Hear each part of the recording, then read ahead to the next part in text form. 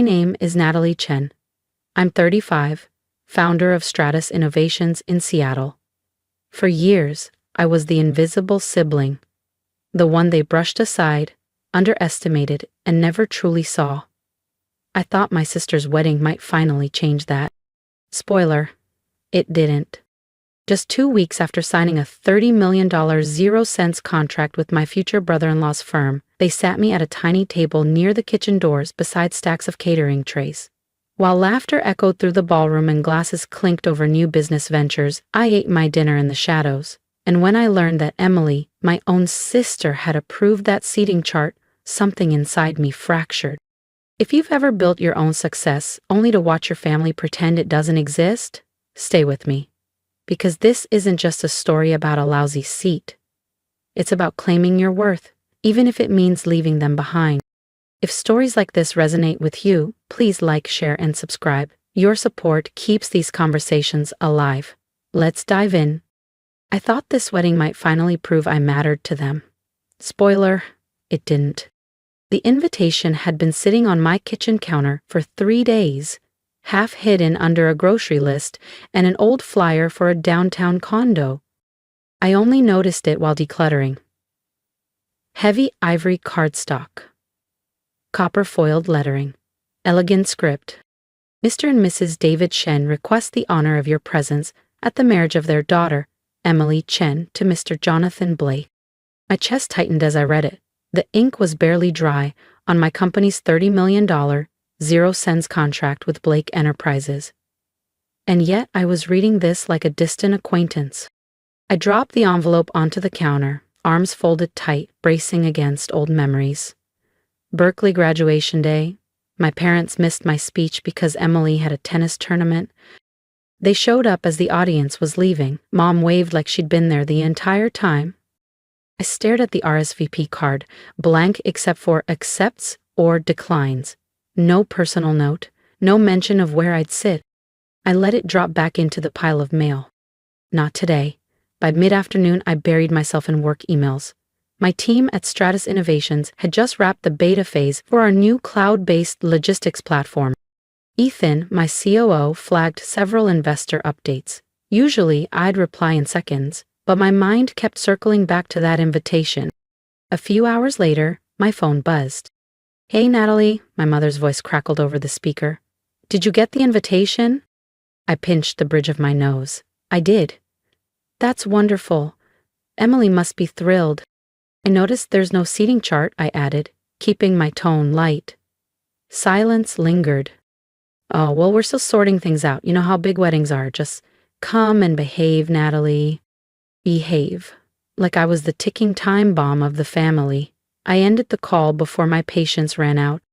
That night, as I microwaved leftover pad thai, my phone lit up with a FaceTime ring from Jake. His grin popped onto the screen, slightly pixelated but still carrying that gentle warmth that first drew me to him. "Hey, stranger, you look tense." I held up the invitation. "Guess who's getting married?" He raised an eyebrow. "You going?" I sighed. I won't give them more ammo to call me distant. Jake's expression softened. "Then, I'll be your +1. If you want." My chest squeezed tight. "Yeah, I'd like that." The next morning, before I could back out, I checked accept with pleasure, sealed the RSVP, and dropped it into the mail slot of my apartment building downtown. That afternoon, in my office overlooking Lake Union, my phone buzzed again. "Emily, thanks for coming, Nat. Really appreciate it." I stared at the message, hope flickering beneath an ache I couldn't name. You'd think landing a $30 million 0-cents deal would finally make them see me. You'd be wrong. The Blake estate looked ripped from a magazine. Pristine gardens, marble fountains, endless manicured lawns. Stepping out of my silver EV, I smoothed my emerald dress, determined to radiate calm. Jake joined me, adjusting his blazer. "This is a lot," he murmured, surveying guests with champagne flutes and pastel suits. "Classic Blake family extravagance," I said, forcing a smile. Inside, my stomach churned. The invitation had said garden party, but as Jake and I entered the circular courtyard, rimmed with imported roses and warm uplighting. It was clear the phrase was just code for pure opulence. I scanned the crowd, spotting my parents near a sleek white bar draped in linen. My mother's eyes widened, surprise flickering as she took in Jake beside me. Her gaze skimmed my emerald dress like she was assessing a decor choice she hadn't approved. "You came," she said, brushing a dry kiss across my cheek. "And who's this handsome man?" "Jake Morales," he said, extending a hand, his voice polite and smooth. "Wonderful to meet you, Mrs. Chen." Her smile stayed polite but strained. "Likewise." Before I could speak, she looped her arm through mine and guided me toward a cluster of guests gathered near a marble fountain. "Your father's talking with Jonathan Blake. You should say hello." Jonathan stood at the center of the group in a perfectly tailored navy suit, laughing at something my father said. When he saw me, he straightened and reached out his hand. "So you're the brilliant mind behind Stratus Innovations," he said, his grip firm. A flush crept up my neck. "Thank you, Mr. Blake. We're excited for the partnership." "Please call me Jonathan." His eyes lingered, sharp yet not unkind. "Claire speaks highly of your team. The rollout's already creating a buzz." Before I could reply, my mother interjected with a brittle laugh. "Oh, Natalie's always been our little computer whiz," she said, like describing a childhood hobby. "But Emily's really shining in the family business." Jonathan frowned. Emily never mentioned her sister runs Stratus. I glanced sideways, spotting Emily chatting with colleagues from Chen Group. She noticed us, caught Jonathan's puzzled look, and drifted over with her usual breezy confidence. "Didn't seem relevant," Emily said, shrugging as she gave me a one-armed hug. "She's busy with her tech stuff." "Tech stuff?" I echoed under my breath. Jonathan raised an eyebrow but said nothing more. Just then, Terry swept over in a blush-pink gown, glittering in the late sunlight. "Natalie, you made it," she exclaimed, air-kissing both my cheeks. Her gaze dropped to my dress. "Emerald, so practical." I forced my smile. "You look beautiful too." If you've ever felt unseen in rooms you helped build, stick with me. And hit subscribe. What happened next at that wedding changed everything. Jake's hand touched the small of my back, a gentle show of support I hadn't realized I needed until right then. As conversations shifted, Jonathan steered things back to business. "We're already noticing big efficiency gains," he said. "I'd love to hear more about your development process." I swallowed, forcing my voice steady. "I built Stratus from the ground up, no family backing, all me." It dropped into the circle like a quiet grenade. Silence hovered for a second before Jonathan slowly nodded, respect flickering across his features. "That's impressive." My father cleared his throat and took a hasty gulp of his drink. My mother lunged for a new topic, pointing out some fresh flower beds by the guest cottages like her life depended on it. But the truth was out there now. Later, as Jake and I drifted toward the valet line, he leaned close. "You honestly think they'll treat you differently at the wedding itself?" I didn't answer. The knot in my gut already knew the answer. Turns out, when they said family seating, they meant the staff corner. The wedding planner's professional smile slipped as soon as she scrolled to my name. I saw her finger hover, pause, then stab the screen as if hoping the letters might rearrange. "Natalie Chen, +1, she murmured. Her voice brightened in a way that scratched like sandpaper. "Ah, yes. Table O. Table O? Oh." Before I could ask, she waved over a catering assistant. "If you'll follow me, please." Jake laced his fingers through mine as we walked. The grand reception hall sparkled with chandeliers and pastel blooms. Guests were already laughing over champagne and gold-rimmed plates. But we didn't stop there. Instead, we were led down a narrow hallway behind the kitchen. The air shifted, scented now with fryer oil and dishwasher steam. A door opened, and there it was, a wobbly folding table in the far corner, barely draped in white linen. 2 metal chairs beside plastic tubs of dirty glasses. I blinked. "You're kidding." The catering manager, older, sympathetic, couldn't meet my eyes. "I'm so sorry, last-minute changes. The bride insisted." Jake's jaw clenched. "This is ridiculous." Before I could speak, a voice drawled behind us.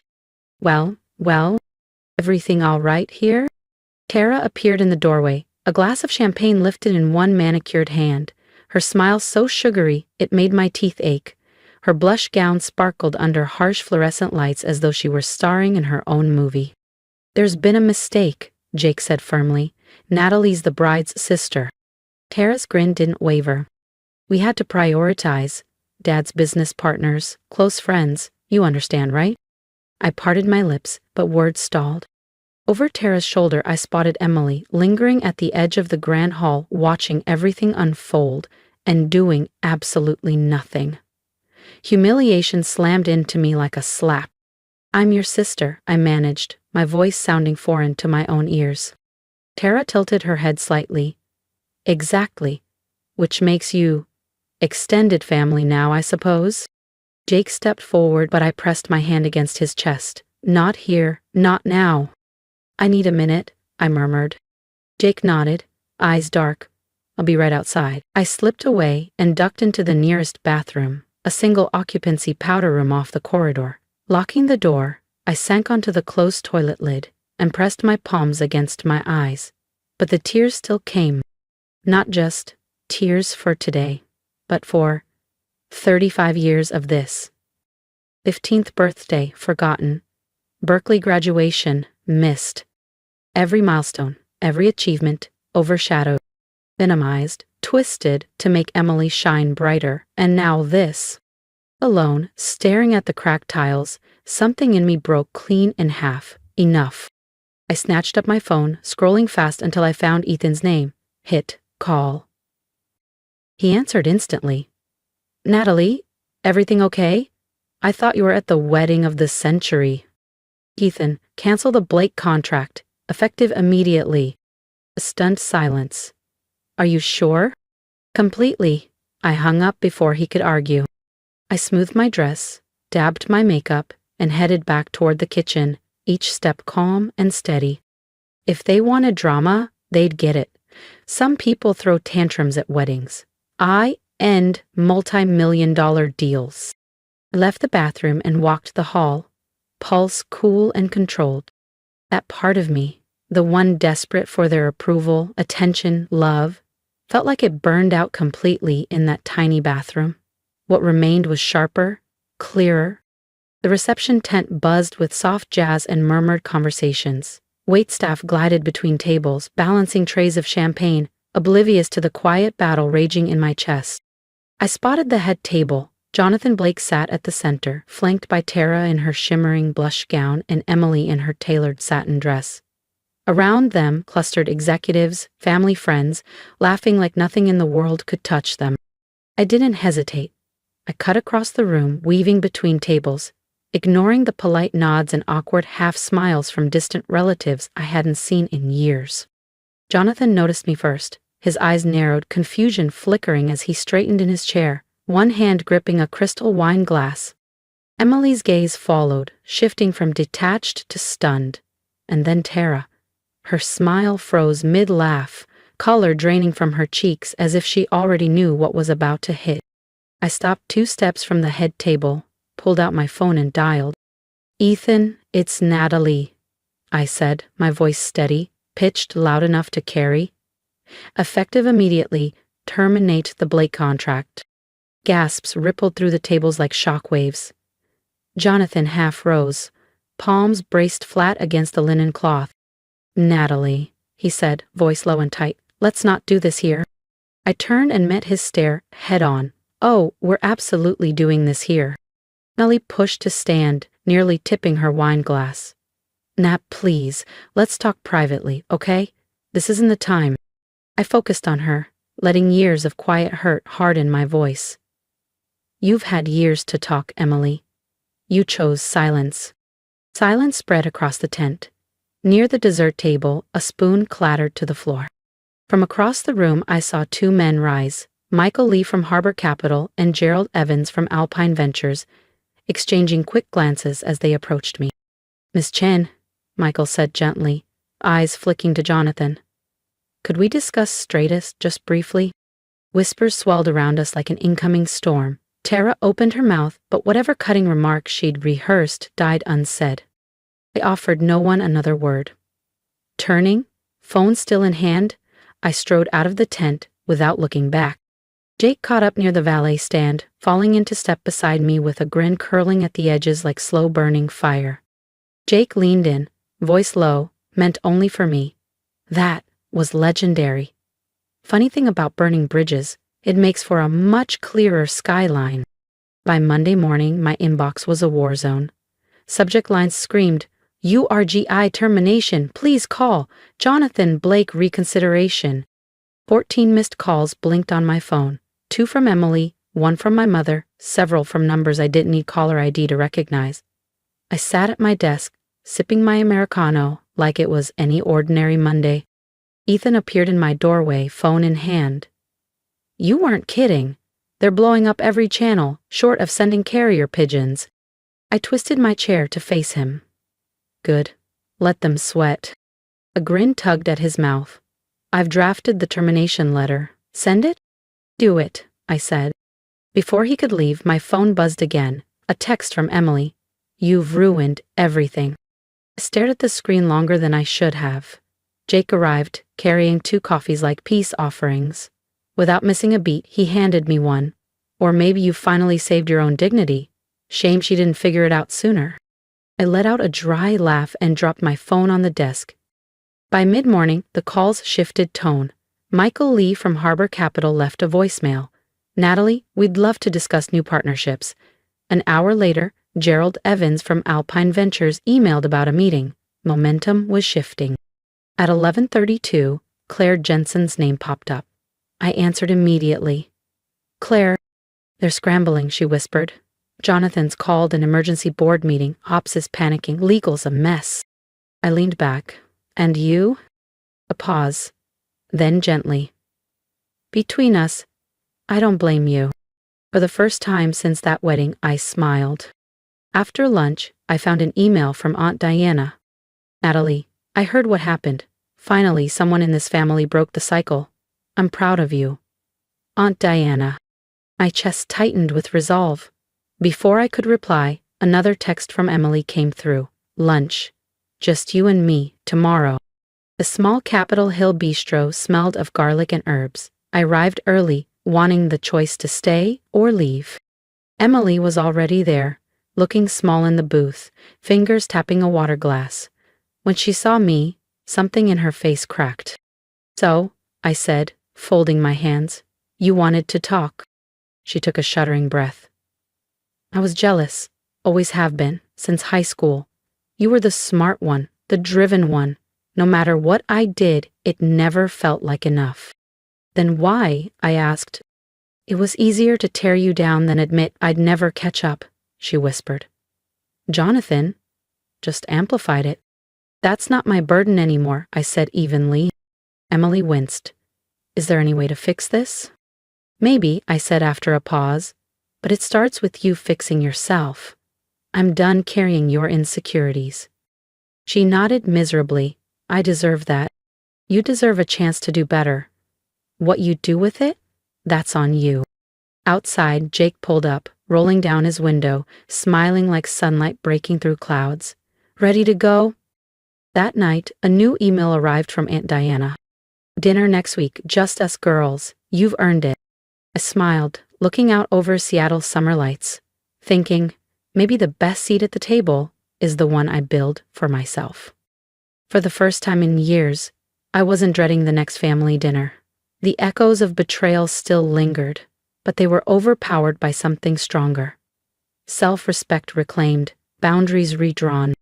Because when injustice meets unwavering resolve, even the most gilded tables can be overturned. If you've ever been overlooked or underestimated, I'd love to hear your story. Drop me a comment and let me know how you reclaimed your worth. And remember, protecting your peace isn't selfish, it's survival. Stand tall, speak your truth, and build the seat you deserve at any table.